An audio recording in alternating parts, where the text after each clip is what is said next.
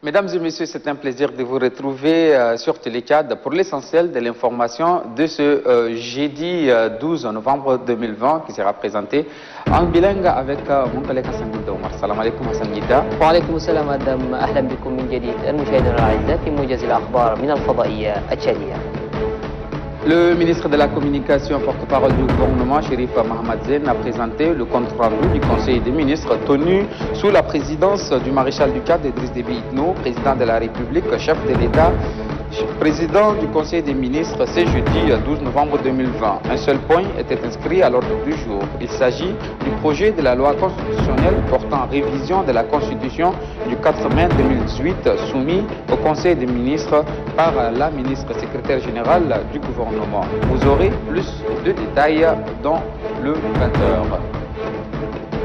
À l'Assemblée nationale, le ministre de l'Administration du territoire et des collectivités autonomes en partenariat avec l'Union européenne et la Banque mondiale ainsi que le Haut Commissariat des Nations Unies pour les réfugiés organise une journée d'information sur la protection internationale des réfugiés à l'intention des députés. 2 jours durant, les élus du peuple verront leur capacité renforcée sur les différents textes internationaux protégeant cette couche de la population. C'est le deuxième vice-président de l'Assemblée nationale, Ahmad Al-Nadif Khatir, qui a présidé la cérémonie d'ouverture de cette journée d'information.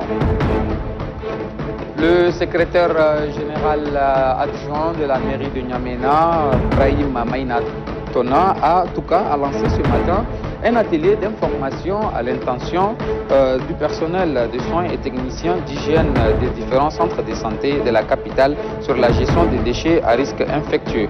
C'est pour apporter une réponse adoptée à cette problématique que la mairie de N'Djamena renforce les capacités des formateurs du personnel de soins et techniciens d'hygiène en gestion des déchets biomédicaux.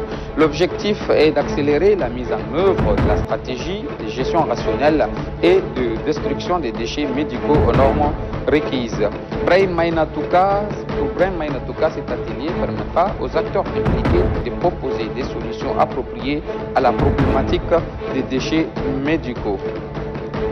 L'Institut supérieur d'économie et de la statistique et d'administration offre 10 bourses d'études pour le cycle des licences professionnelles aux bacheliers tchadiens de l'année 2019-2020. La cérémonie de remise officielle de ces bourses a eu lieu ce matin à la délégation générale du gouvernement auprès de la commune de N'Djamena en présence du gouverneur Adou Forté Amadou et les maires des 10 communes d'arrondissement de N'Djamena. Ces bourses d'études seront destinées aux bacheliers issus des couches défavorables.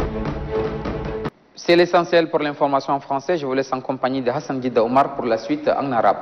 أهلا بكم من جديد المشاهدين الأعزاء. شهد اليوم القصر الرئاسي مجلس وزراء عديد تحت رئاسة رئيس الجمهورية المشير إدريس ديبي إتنو نقطة واحدة كانت مدرجة في جدول أعماله وفق ما جاء في المحضر الذي قدمه وزير الإعلام الناطق الرسمي باسم الحكومة شريف محمد زين. تتعلق هذه النقطة بمشروع القانون الدستوري القاضي بتعديل الدستور الرابع من مايو عام 2018 ويهدف هذا المشروع إلى تنفيذ القرارات الصادرة عن المنتدى الوطني الشامل الثاني المنعقد في نجمينا ما بين 29 من أكتوبر الماضي وحتى الأول من نوفمبر الجاري.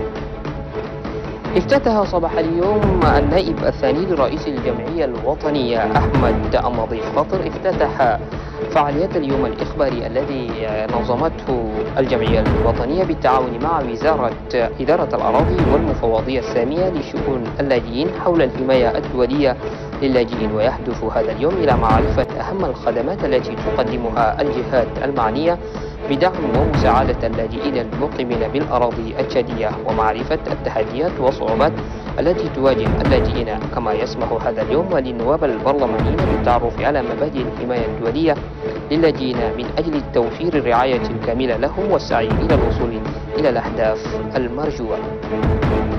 ختم اليوم وزير البريد الاقتصاد الرقمي الدكتور إدريس صالح بشر ختم جولته بجنوب البلاد بمدينة دوبا حاضرة ولاية لوبون الشرقية حيث أشرف رسميا على مناسبة تشيين المركز العمومي متعدد الأغراض بمدينة دوبا بحضور عدد من أعضاء الحكومة والمسؤولين الإداريين والعسكريين بالمنطقة. هذه المناسبة سمحت للوزير إدريس صالح بشر لتقديم أجهزة إلكترونية لجامعة دوبا.